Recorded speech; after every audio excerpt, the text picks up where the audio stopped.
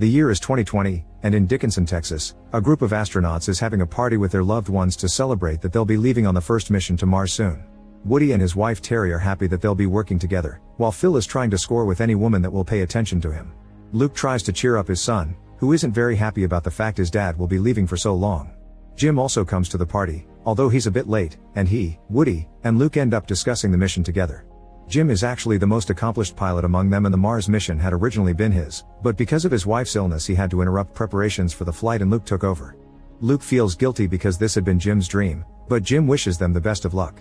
When nobody else is looking, Jim leaves a footprint on the sandbox, imagining it's Mars.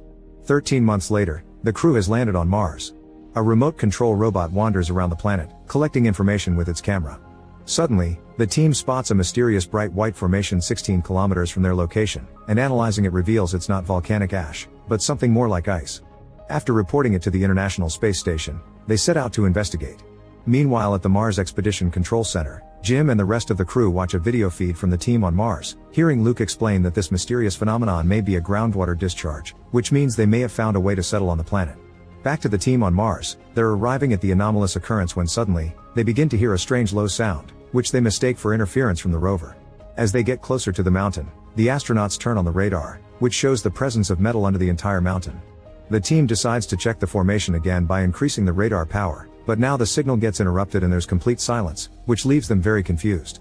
All of a sudden, a giant whirlwind begins to rise around the mountain, shockingly chasing the astronauts as if it knew what it was doing. The whirlwind captures the astronauts as rocks fly up into the air, smashing into people while the whirlwind sucks everything in its path. When the vortex finally subsides, it reveals that the mysterious mountain is a huge humanoid face.